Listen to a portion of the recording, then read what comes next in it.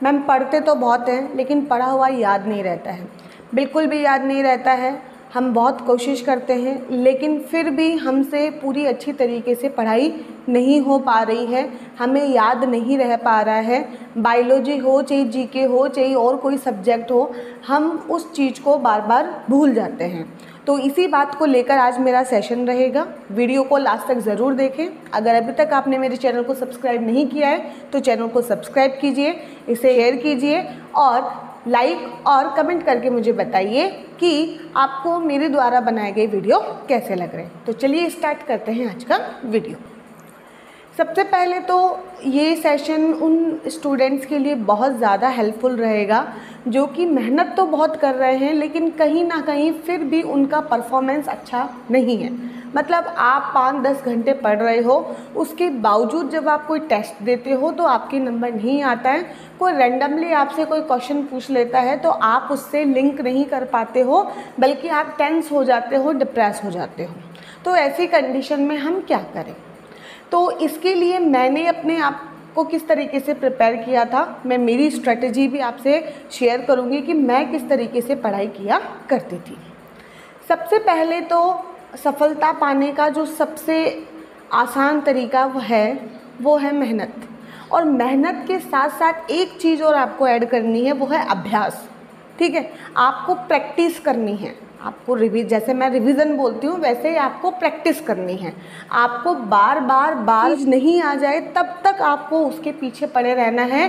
जब तक अच्छे से याद नहीं हो जाती उसको आपको याद करना है। अभ्यास ही आपको सबसे ज़्यादा क्या दिलाएगी? सफलता दिलाएगी। ठीक है, और ये मस्ट है, ये हर कोई आपको कहेगा कि हमने कि जब भी आप किसी की सक्सेस स्टोरी देखोगे तो आप यही देखोगे कि उन्होंने बहुत ज़्यादा अभ्यास की, मेहनत तो करी, मेहनत के साथ साथ अभ्यास। कई बार क्या है, हम मेहनत तो बहुत कर रहे हैं लेकिन हमें सही दिशा नहीं मिल पाती। हमें कोई बताने वाला नहीं होता है कि जो तुम मेहनत कर रहे हो ये तुम सही दिशा में कर रहे हो नहीं कर रहे हो। ठीक है, इसका आउटकम आपके लिए क्या होगा? सिर्फ पढ़ते रहने से क्या होगा अगर मुझे वो याद ही नहीं रहेगा? आप सिर्फ लिखे जा रहे हो, आप सिर्फ मैटर इकट्ठा कर रहे हो लेकिन आप उसको पढ़ ही नहीं रहे हो, आप उसको याद ही नहीं कर रहे हो, तो उस मैटर का आप कोई भी उसका यूज़ नहीं रहेगा, आपके लिए वो एक तरीके से बेकार है। मेरी भी ऐसी आदत हुआ करती थी कि मुझे ऐसा रहता था कि मैं सब चीज़ें मेरे पास पहले इकट्ठी कर लूँ।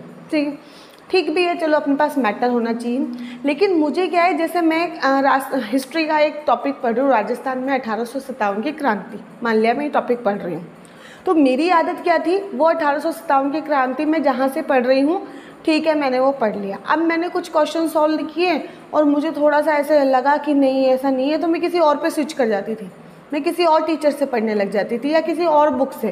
तो इस तरीके से बहुत सारी बुक से सिर्फ मैं मैटर ही इकट्ठा करती रह जाती और याद मैं कर नहीं पाती।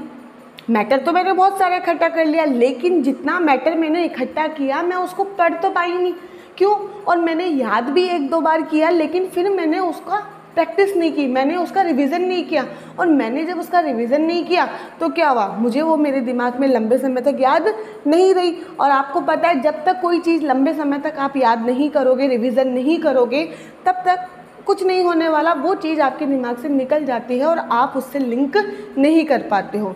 तो यही आप बायोलॉजी में आपको फॉलो करना है। जब भी आपको कोई कॉन्सेप्ट है तो कॉन्सेप्ट तो आप एक बार अच्छे से पढ़ लो, पढ़ने के बाद समझने के बाद उसको रिवाइज़ करना भी बहुत ज़रूरी है। ऐसे नहीं है कि आपने पढ़ लिया, आपने समझ लिया अच्छे से, आपने किसी दूसरे को भी समझा दिया और फिर आपको याद हो गया। एक टाइम तक आपको याद रहेगा, 10 से 20 दिन आपको वो कॉन्सेप्ट याद रहेगा, लेकिन फिर आपको उसको रिवाइज़ करना ज़रूरी होगा। और वो मैंने कहा था, आप स्टार्टिंग में 4-5 दिन लगातार उस चीज़ को पढ़िए, फिर 7 दिन का गैप देके पढ़िए, फिर 10 दिन का गैप देके पढ़िए, फिर 1 महीने का गैप देके पढ़िए, आपको कोई भी चीज़ याद हो जाएगी। जिस तरीके से हम गाने याद करते हैं ना, गाने में हम भूलते नहीं है। कोई पुराना सॉन्ग भी बज जाता है जो हमने पहले बहुत सुना था बचपन में और वो अभी बज जाए तो तुम उसके साथ साथ गाने लग जाओगे और आपको ज़रूरत भी नहीं थी ना। क्यों? क्योंकि पहले आपने उसका इतना रिवीजन किया कि आपको वो चीज़ याद हो गई, आपको उसको दोबारा से दोहराने की ज़रूरत नहीं है। और ये बायो हो या हिस्ट्री हो या ज्योग्राफी हो, इन सब पे डिपेंड करता है, इन सब पे लागू होगी ये चीज़ें हिस्ट्री में बार बार युद्ध की एक लिस्ट बना लीजिए कि ये पर्टिकुलर युद्ध हुए थे, इस तारीख को हुआ था, और उसको रिवाइज़ करते रहिए बार बार। अपने फ्रेंड्स के साथ इसे शेयर कीजिए, उनसे क्वेश्चन पूछिए। जब भी 2-3 का ग्रुप बैठ जाता है, आपका फ्रेंड्स बैठ जाते हो, तो आप आपस में एक दूसरे से क्वेश्चन पूछिए, क्योंकि ये भी एक बहुत अच्छा तरीका होता है। आप बायोलॉजी है, बायोलॉजी के क्वेश्चन आप एक दूसरे से पूछिए, क्योंकि होता है फ्रेंड्स में आपस में हम तैयारी कर रहे हैं तो लोगों से अपना लिंक बन जाता है, तो हम उन चीज़ों को देख सकते हैं। और कई बार ऐसा होता है कि जो क्वेश्चन हम बार बार कर रहे हैं वही हमारे आंखों के सामने भी आ जाता है, तो फिर हम उसको गलती नहीं करते। तो अभ्यास करते रहिए, रिवीजन करते रहिए, और सिर्फ लिखने पे ही कॉन्सेंट्रेट मत कीजिए। जो लिखा हुआ है, जो तुमने स्टडी मटेरियल इकट्ठा कर लिया है, उसको रिवाइज भी कीजिए और उसको याद भी कीजिए, ठीक है। और ओवर कॉन्फिडेंस में मत जाइए कि मुझे याद हो गया, मैंने तो मैडम पढ़ लिया, कितनी बार पढ़ूँ, अब मैंने तो इतनी बार तो रिवीजन कर लिया, अब तो पेपर आएगा और मैं कर दूंगा। ऐसा कुछ नहीं है। लास्ट में जब पेपर आता है और फिर भी हमने नहीं पढ़ा तो कुछ नहीं होगा। और ये कहा भी जाता है, पेपर के टाइम पे जो तुम पेपर से 10-15 दिन पहले जो तुम मेहनत करते हो ना, ये मेहनत तुम्हारी सबसे ज़्यादा क्या होती है, क्रूशियल होती है, वो सबसे ज़्यादा इम्पॉर्टेंट रोल प्ले करती है। मैंने मेरी मेहनत के दौरान स्टार्टिंग में चाहिए मैंने कम पढ़ा होगा, क्योंकि मेरे पास इतना टाइम नहीं था, मैं अपनी जॉब के साथ तैयारी कर रही थी, जो कि काफ़ी मेरे लिए मुश्किल हो रहा था। तो स्टार्टिंग में लाइब्रेरी 3 से 4 घंटे ही जा पा रही थी, लेकिन लास्ट में मैंने कैसे भी करके प्लान करके मैंने 15 दिन की छुट्टी ली, और 15 दिन की छुट्टी में मैंने हर एक चीज़ को 2 से 3 बार रिवाइज़ किया दोबारा, जो कि मुझे याद थी।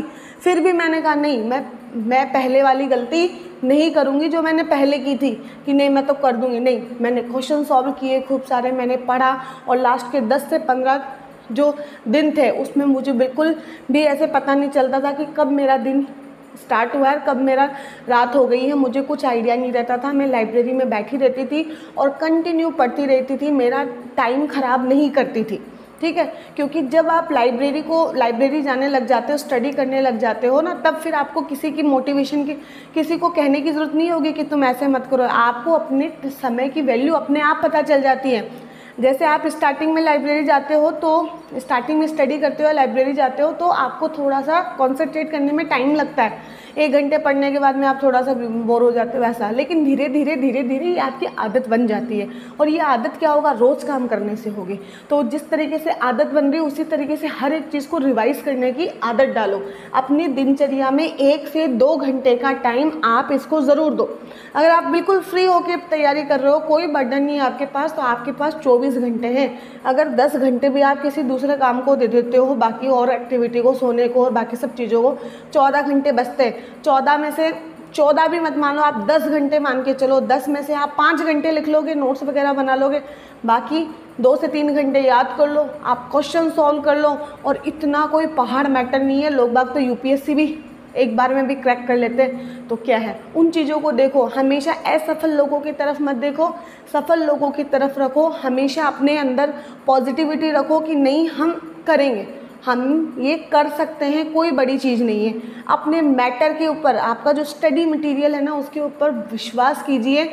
मेरे पास बहुत कमेंट आते हैं, आज भी आ जाएगा, वीडियो डालूंगी और कमेंट आ जाएगा, मैडम मेरे पास मॉड्यूल है, मेरे पास एनसीईआरटी है, मॉड्यूल है, क्या ये सफिशिएंट रहेगा? अरे जब इतनी बार कह दिया है कि जो भी चीज़ है सफिशिएंट, कौन सी चीज़ रहेगी? मैं बोलूँ कि सिर्फ मॉड्यूल में से क्वेश्चन आएंगे, तो क्या ये सही बात है? ये सही बात नहीं है।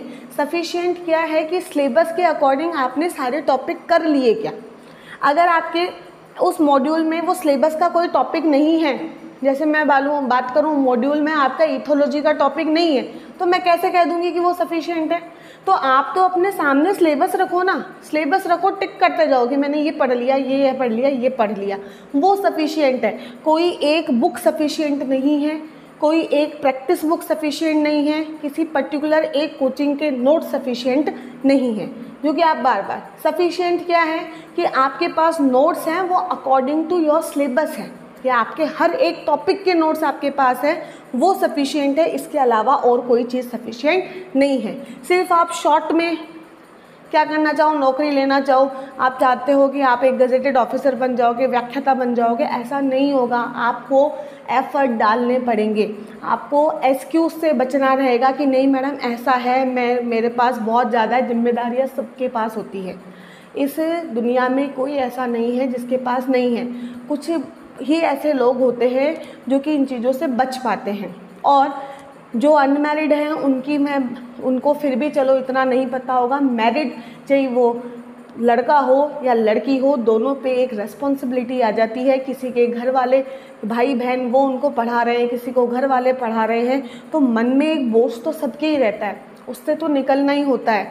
आस पड़ोस में जब सफलताएं देखने को मिलती है तो अपन को खुद को डिमोटिवेशन होता लगता है, यार हमने मेहनत की, हमारा नहीं हुआ, लोगों का हो गया। इन सब चीज़ों को अपनी ताकत बना लिए, इनसे कमज़ोर मत हुई, इनसे अपनी ताकत बना लीजिए। क्यों यार, उसका ही हो गया है ना, तो मेरा क्यों नहीं होगा, मैं भी करके देखता हूँ। मेरी किस्मत कब तक मेरे ख़राब रहेगी, एक दिन तो वो भी आएगी, एक दिन तो दिन आएगा ही मेरा, ठीक है। तो उस हिसाब से आप अपने आप को तैयार रखिए, रोना मत रोइए, पढ़ाई करते रहिए, मेहनत पे विश्वास करिए। और ये मैं हमेशा बोल रही हूँ, अगर आपने 100% मेहनत की है तो आपको सफलता आज नहीं मिल रही है तो कल मिलेगी, लेकिन मिल के रहेगी। इस फील्ड में नहीं मिल रही है तो भगवान ने कुछ और अच्छा लिख रखा होगा, उसके अंदर आपको मिलेगी, लेकिन आपको सक्सेस मिलेगी, ये मेरी गारंटी है। और सक्सेस मिलने के लिए मेहनत करनी पड़ेगी, पढ़ने का तरीका बदलना पड़ेगा। और पढ़ने का तरीका सीधा सा है, आपको याद करने पे, रिवीजन करने में, अभ्यास करने पे, इनके ऊपर बहुत ज़्यादा फोकस करना पड़ेगा। तो इन सब चीज़ों का आप ध्यान रखिए। तो आपको वीडियो कैसा लगा कमेंट करके मुझे ज़रूर बताइएगा। Okay, bye everyone, thank you so much for watching my video.